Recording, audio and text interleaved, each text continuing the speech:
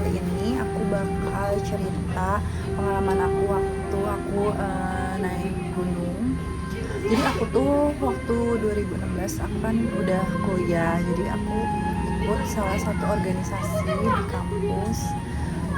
Waktu itu aku kebetulan ngambil organisasinya itu yang suka naik-naik gunung gitu. Nah waktu tahun 2016 ini kita satu organisasi itu pergi ke salah satu gunung yang ada di Bandung. Jadi singkat cerita kita tuh kumpul di kampus untuk menuju ke lokasinya. Nah perjalanan dari kampus ke lokasinya itu kurang lebih 30 menit. Nah singkat cerita kita udah sampai di sana. Sebelum naik ke gunung itu biasa lah ya, kita berdoa bareng-bareng di bawah. Nah itu tuh kita yang naik ke gunung itu ada angkatan aku, ada kakak senior, dan ada satu tingkat di bawah aku. Nah kita mulailah perjalanan. Perjalanan pun tiba, dan oh iya, gunungnya itu nggak terlalu tinggi, cuman 1000 berapa gitu ya. Cuman kita sampai puncak itu nyampe sekitar 3-4 jam.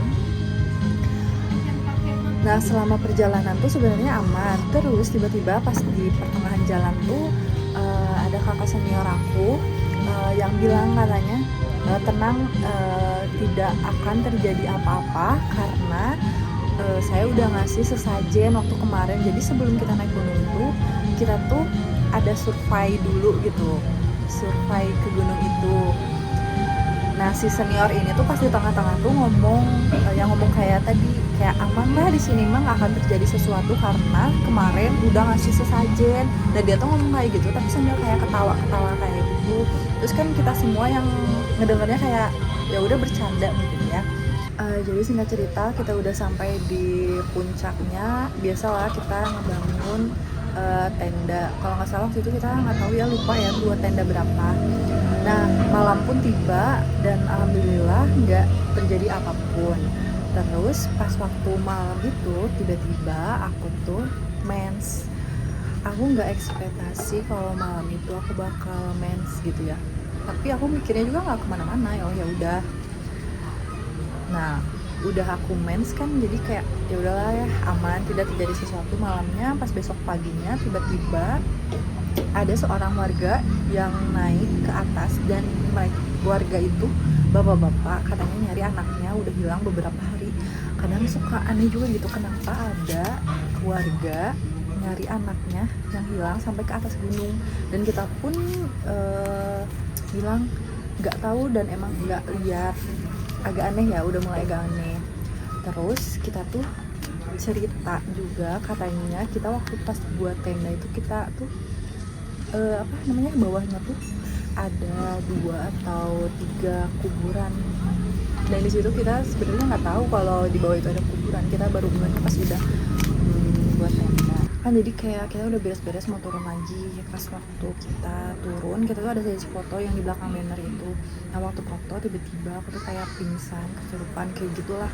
Akhirnya nggak jadi foto, dan aku diobatin kayak gitu udah sembuh. Terus foto lagi. Nah pas kita foto kayak aku tuh kayak nolak banget, kayak nggak mau banget difoto.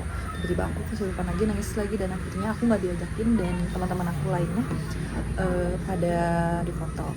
Nah udah kayak gitu sebagian rombongan tuh disuruh kayak turun duluan, dan akhirnya aku sama kakak senior aku, ada 2 orang atau 3 gitu ya, turunnya agak terakhir. Soalnya aku kan kayak kesurupan lagi, teriak ya jelas juga, teriak nangis kayak nggak mau foto. Nah sebagian tadi udah kayak turun. Akhirnya aku sama kakak senior aku juga turun gitu pelan-pelan. Nah pas waktu kita menuju turun ke bawah, di tengah-tengah tuh si kakak senior bilang kayak gini, merinding katanya, ayo cepet buruan turun, takut ada terjadi apapun. Tapi alhamdulillah waktu dari atas puncak sampai ke bawah tidak terjadi apapun, maksudnya akunya nggak kesurupan lagi gitu. Terus pas udah sampai bawah, kayak kan sampai turun ke bawah, oh iya, jadi kan udah turun di bawah. Pas waktu turun di bawah itu aku ngerasa kayak ada sesuatu yang ngomong di dalam hati aku. Aku sebelumnya tuh kayak belum pernah gitu ngerasain hal yang kayak gini. Aku tuh nggak percaya kayak orang kesurupan, hantu yang kayak gitu, soalnya aku nggak pernah ngalamin hal-hal aneh kayak gini. Dan waktu hari itu benar-benar terjadi sama diri aku waktu aku udah turun banget gunungnya. Di dalam hati aku tuh ada yang ngomong kayak gini, Abi tuh nyeri hati pisan cenah sih si eta cenah nyariosna kitu mere sasajen, padahal mah Abi mungkin narima sasajen atau apapun. Pokoknya pakai bahasa Sunda ya, yang artinya aku tuh sakit hati banget kenapa dia ngomong ngasih sesajen padahal nyatanya enggak. Dan di situ aku kayak posisi kayak pengen marah banget, dan aku nyentuh sama itu tuh gara-gara si eta naon sih ya maneh mere sesajen ge cenah naon ngomong gitu. Nah udah kayak gitu aku tuh kesel marah, dan di situ aku kayak ditenangin, dan di situ alhamdulillah akunya nggak kesurupan kayak nangis marah atau apapun. Nah aku di situ kayak disuruh buru-buru untuk cepet pulang lah ya. Akhirnya kita naik travel itu, aku duduk posisi di depan yang dekat pinggir supir, dan di sebelahnya juga ada teman aku.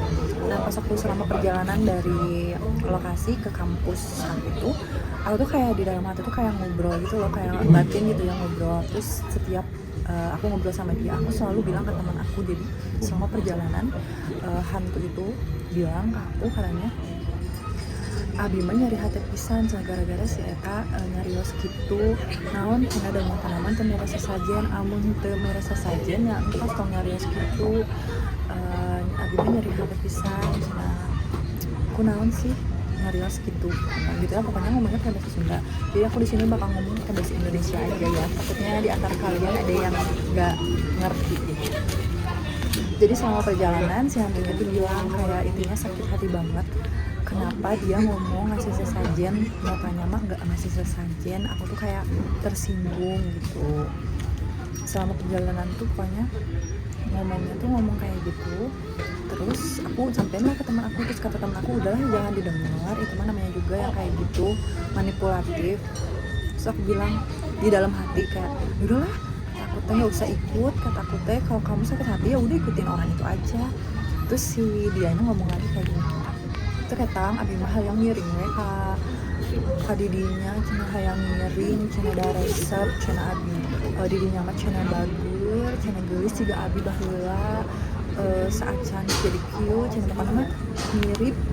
Pokoknya pas udah bilang kayak gitu tuh aku bilang lagi ke temen aku, terus temen aku bilang kayak udahlah jangan didengar cenah udah istighfar berdoa lah biasa ya temen ngasih tahu kayak gitu. Nah udah kayak gitu jadi si hal itu tuh ngomong dan dia tuh cerita waktu sebelum dia mati. Jadi dia tuh cewek paling cantik di desa itu, dan banyak banget laki-laki yang suka sama dia, dan banyak banget yang pengen jadi suaminya. Tapi si cewek itu nggak pada suka sama orang-orang itu. Nah akhirnya dia tuh mati secara tragis, maaf ya. Dia tuh mati karena diperkosa.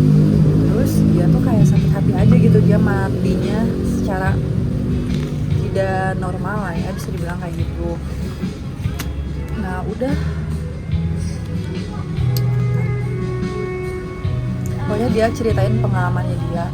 Terus dia tuh sama aku dikasih tahu, kata aku tuh udah jangan ikutin saya karena kita kan beda alam. Kata aku tuh udah jangan ikut lah, udah di sini aja. Dia tuh kayak kekeh aja gitu, pengen ikut aku, pengen ikut. Nah selama perjalanan pokoknya hampir deket ke kampus, si dia tuh udah nggak ngomong lagi sama aku nih, di dalam hati aman lah ya, udah nggak ngikutin lagi. Nah akhirnya sampailah di kampus. Nah posisinya kan udah sore. Jadi aku tuh sama teman-teman kampusku jangan langsung pulang ke rumah karena takut aku kejadian lagi kesurupan itu di rumah, soalnya kan orang rumah nggak tahu ya yang terjadi sama aku waktu pas naik gunung.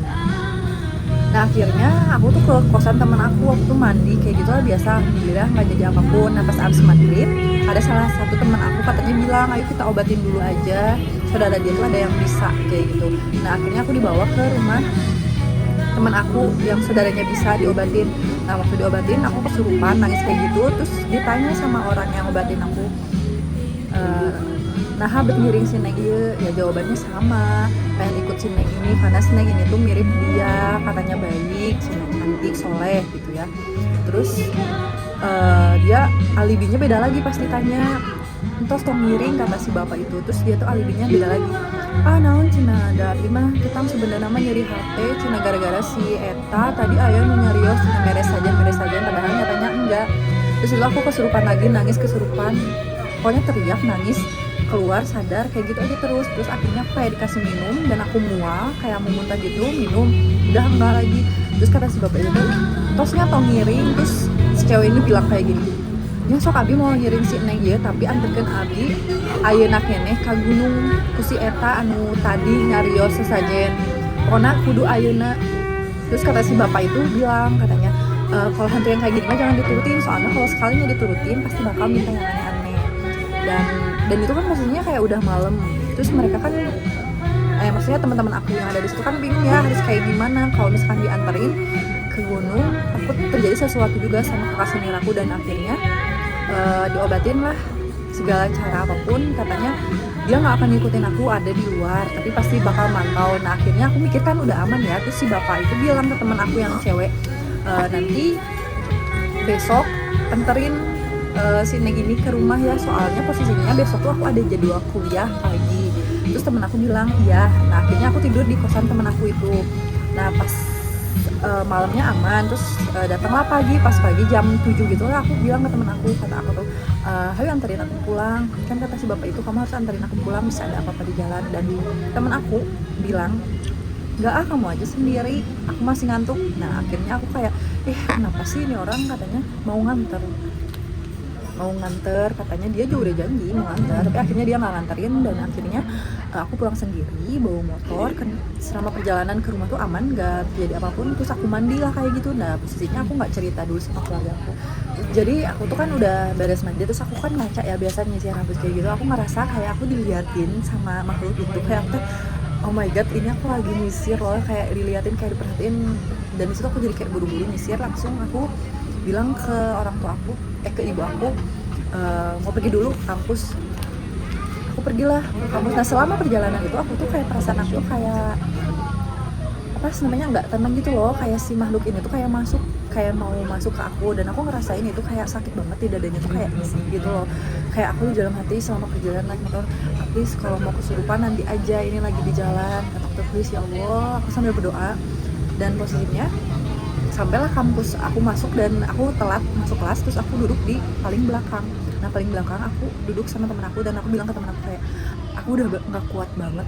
Teman aku nggak tahu kan kejadian waktu di gunung itu. Terus aku bilang aku kayak mau kesurupan soalnya dari aku tuh abis dari gunung kayaknya ada yang ikut. Terus teman aku bilang kayak jangan kesurupan lagi belajar. Terus kata aku udah gak kuat, kata akhirnya aku kesurupan. Dan disitu aku kayak teriak nangis kayak pokoknya ya kesurupan lah ya. Akhirnya teman-teman aku tuh pada dibubarin sama si dosen, kayak bubar takutnya aku kesurupan kena yang lain juga. Udah kayak gitu aku kesurupan teriak kayak gitu. Terus sampai ada dosen aku yang nyamperin kan, si dosennya kenapa Diana istighfar kayak gitu. Terus aku tuh kayak antara setengah sadar sama enggak, aku tuh ngeginiin dosen aku sambil kayak melototin gitu kayak nah cina orang nyeri hati gara-gara si eta. Terus dosen aku juga kayak shock, ini kenapa. Akhirnya teman aku yang tadi aku ceritain aku kesurupan gara-gara di gunung. Nah dia bilang ke dosen ini tuh kesurupan gara-gara abis naik gunung. Dan akhirnya teman aku ini menghubungi teman organisasi aku yang naik gunung. Dan akhirnya teman-teman organisasi aku tuh datang dan bawa aku ke musola. Dan disitu aku tetap ngomong kayak aku sakit hati kalau mau anterin aku ke gunung sama orang itu, sakit hati gara-gara ngasih sajen gitu ya. Kayak aku tuh kayak kesurupan nangis teriak kayak gitu, kayak aku jadi kayak capek sendiri.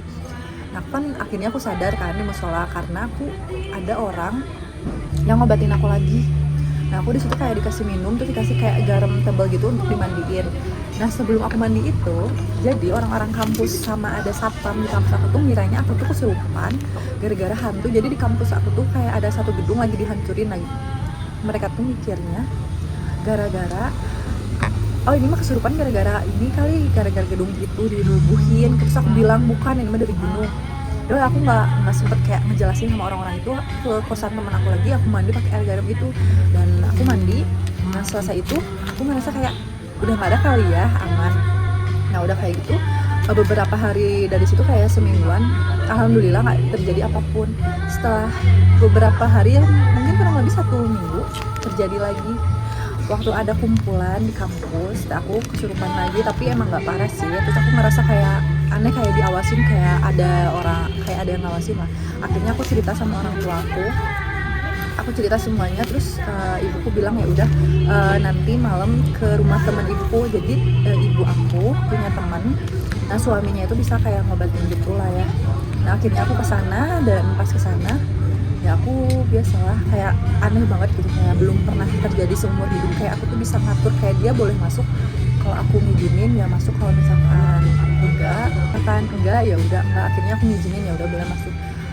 Jadi kayak aku kesurupan ya, jawabannya sama lah, dia cerita dia dulunya kayak gimana, terus dia pengen ikut sama aku karena alasannya aku tuh mirip kayak dia, baik ya gitu lah ya. Jawabannya sama kayak yang waktu di awal. Terus kata temen ibuku, terus tolong ngiring si neng iya udah beda alamna alin cina bima yang ngiring, pokoknya kayak teriak ngamuk kayak nggak mau banget dipisahin. Dan akhirnya dengan segala cara dipisahin. Terus apa kayak diobatin gitu lah, kayak nggak tahu ya, kayak didoain kayak gitu, minum biasa doa. Dan akhirnya aku disuruh kayak ada beberapa doa yang harus aku baca, terus aku dikasih lah gitu ya doa-doa yang harus dibaca sama ibadahnya lebih dikuatin. Terus teman ibuku tuh bilang dia tuh masih ada di situ, tapi jaraknya ada kayak berapa meter gitu dari aku, ada di luar. Jadi si hantu ini tuh nggak sendiri, jadi yang ikut aku tuh hantu ini, terus ada kayak pengawalnya tuh 7 orang, jadi yang ikut aku tuh banyak. Jadi si cewek ini sama pengawalnya gitu. Terus aku tuh kayak dikasih cincin gitu, cincinnya tuh kayak ada istilah bisa dibilang kayak buat ngejagain aku. Oke, aku pakai cincinnya gitu. Jadi waktu 2019 kejadiannya di rumah. Jadi ini tuh kayak pagar rumah aku. Terus di sini tuh pacar aku tuh mau pulang, terus aku di sini kan. Nah kita berdua tuh kayak ngobrol. Terus di belakang pacar aku tuh ada tukang bakso. Pokoknya rumah aku tuh ke tukang bakso lah. Ada ibu bakso lagi ngeladangin. Pas kita lagi ngobrol ini, tiba-tiba ada kayak burung besar hitam terbang benar-benar di atas kepala gini, kayak terbang di atas kepala kita terbang. Tapi anehnya itu burung kayak nggak ngeluarin angin, kayak sep gitu, kayak nggak ada angin sama sekali. Padahal burungnya tuh kayak gede banget hitam, dan di situ kayak bingung itu burung apa. Terus sampai aku nengok doang itu, terus aku masuk ke dalam, takut burungnya masuk ke dalam. Pas dilihat ke dalam burungnya gak ada, dan aku sampai nanya ke tukang bakso yang di situ kayak, lihat gak tadi burung bu? Terus kata tukang bakso itu nggak lihat katanya. Jadi aku pernah mimpi juga setelah lihat burung itu, kayak aku dimimpin kayak ada sesuatu di rumah aku. Kan di rumah aku tuh di lantai atas tuh kayak apa, ada banyak bunga-bunga gitu. Aku tuh dimimpin kayak ada tali pocong di tanaman rumah ibu aku.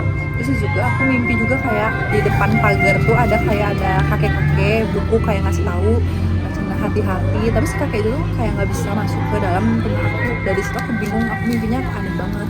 Nah udah kejadian mimpi itu, akhirnya aku kesurupan kayak ada kesurupannya kayak makhluk ini tuh kayak sakit hati katanya sama keluarga aku. Dia tuh dikirim dari daerah Banten. Nah udah kayak gitu aku bilang lah ke ibu aku lagi, aku mimpi ini sama kesurupan, dan dia bilang dari Banten kiriman. Dan akhirnya ibu aku juga minta tolong lagi sama temen ibuku yang waktu aku ngobatin, dan ke rumah lah, pokoknya mah dibersihin gitulah kayak pakai dupa kayak gitu. Dan posisinya waktu rumah aku dibersihin itu akunya nggak ada di rumah, jadi aku mau nanya-nanya juga mau nanya-nanya juga nggak bisa, soalnya aku nggak ada di rumah. Nah tapi sih pas udah kejadian itu aman, nggak ada apapun. Terus aman ya, udah dibersihin rumah aman, aku nggak pernah mimpi apapun. Tapi semenjak kejadian 2016 itu akunya jadi sensitif gitu, jadi aku bisa ngerasain ada makhluk aneh. Aku jadi sensitif, bisa dibilang kayak jadi sensitif gitu, kayak ngerasain ada ini kayak gitu. Terus kayak aku juga kadang bingung ya kalau ke tempat baru, aku tuh kayak kesurupan aja gitu pokoknya. Terus 2020 aman, 2021 juga aman. Nah 2022 kan aku mulai masuk ini kerja. Nah kerja di salah satu klinik. Nah waktu di klinik kayak 1 hari atau 2 hari gitu, aku kesurupan lagi karena penunggu yang ada di klinik gitu. Nah udah kayak gitu aman lah ya, nggak terjadi apapun lagi. Terus 2002 itu kan aku tuh masuk kerja, terus aku lanjutin kuliah juga. Nah pas aku baru masuk lanjutin kuliah sambil kerja, entah itu kecapean atau entah itu kebetulan. Jadi aku tuh tidur sama adik aku, yang di sini adik aku, di sini aku, tapi satu kasur gitu loh. Entah anehnya waktu itu tuh setiap di bagian aku tuh kayak ada pasir sama ada satu biji gitu loh, satu biji. Nah awalnya hari pertama aku pikir oh ini mah merah, bersihin. Terus hari keduanya ada lagi, masih bodo amat. Hari ketiga ada lagi, dan akhirnya aku bilang ke ibu aku, Bu ini di kasur aku selalu ada pasir sama kayak biji gitu. Terus tapi anehnya di bagian adik aku tuh nggak ada, padahal kita tuh satu kasur. Nah akhirnya aku liatin bijinya, terus ibu aku juga nggak percaya, itu mah deh, ya udah dibuang. Ibu aku percaya kalau misalkan itu biji, jadi akhirnya biji itu sama ibu aku dibakar. Nah pas waktu dibakar hilang lah bijinya, seminggu nggak ada lagi. Nah udah hilang semingguan itu ada lagi. Terus aku, Bu ini tuh apa ya, kata aku tuh, aku penasaran banget. Ibu aku juga nggak tahu, terus dibakar lagi, terus hilang lagi. Nah terus aku tuh ada tugas kampus kayak buat video gitulah ya. Nah di video ini juga ada suara aneh, nanti aku bakal tampilin videonya, dan aku nggak tahu itu suara apa. Nah akhirnya si biji itu tetap masih ada, tapi jangkanya kayak kan awalnya tuh adanya kayak setiap hari, tapi sekarang jadi kayak seminggu karena bijinya aku bakar. Nah udah kayak gitu, aku kan praktik di rumah sakit di Bandung. Terus pas waktu praktik di rumah sakit di Bandung, aku tuh disimpan di ruangan peri itu ruangan bayi.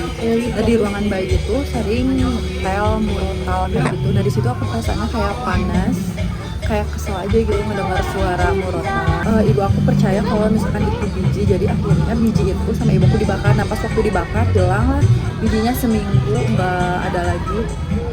Nah udah hilang semingguan itu ada lagi. Terus aku, Bu ini tuh apa ya, kata aku tuh, aku penasaran banget. Ibu aku juga nggak tahu, terus dibakar lagi, terus hilang lagi. Nah terus aku tuh ada tugas kampus kayak buat video gitulah ya. Nah di video ini juga ada suara aneh, nanti aku bakal tampilin videonya, dan aku nggak tahu itu suara apa. Nah akhirnya si biji itu tetap masih ada, tapi jangkanya kayak kan awalnya tuh adanya kayak setiap hari, tapi sekarang jadi kayak seminggu karena bijinya aku bakar. Nah udah kayak gitu, aku kan praktik di rumah sakit di Bandung. Terus pas waktu praktik di rumah sakit di Bandung, aku tuh disimpan di ruangan peri itu ruangan bayi. Nah di ruangan bayi itu sering ngetel murotal kayak gitu. Nah di situ aku perasaannya kayak panas, kayak kesel aja gitu mendengar suara murotal. Ibu aku percaya kalau misalkan itu biji, jadi akhirnya biji itu sama ibu aku dibakar. Nah pas waktu dibakar hilang lah bijinya, seminggu nggak ada lagi. Nah udah hilang semingguan itu ada lagi. Terus aku, Bu ini tuh apa ya, kata aku tuh, aku penasaran banget. Ibu aku juga nggak tahu, terus dibakar lagi, terus hilang lagi. Nah terus aku tuh ada tugas kampus kayak buat video gitulah ya. Nah di video ini juga ada suara aneh, nanti aku bakal tampilin videonya, dan aku nggak tahu itu suara apa. Nah akhirnya si biji itu tetap masih ada, tapi jangkanya kayak kan awalnya tuh adanya kayak setiap hari, tapi sekarang jadi kayak seminggu karena bijinya aku bakar. Nah udah kayak gitu, aku kan praktik di rumah sakit di Bandung. Terus pas waktu praktik di rumah sakit di Bandung, aku tuh disimpan di ruangan peri itu ruangan bayi. Nah di ruangan bayi itu sering ngetel murotal kayak gitu. Nah di situ aku perasaannya kayak panas, kayak kesel aja gitu mendengar suara murotal. Jadi di ruangan peri itu kan sering nyetel murotal kayak gitu. Nah aku tuh gak tau, perasaannya tuh kayak kesel, marah, panas gitu, kayak gelisah pokoknya. Terus aku dipanggil lah ke ruangan yang adalah yang mau lahiran. Aku diajak ngeliatin yang ibu yang mau lahiran. Di situ aku lihat darah kayak makin kesel. Jadi ceritanya cukup sampai di sini dulu. Akhirnya ceritanya kepanjangan, nanti kita lanjut lagi ya part 2. Dadah.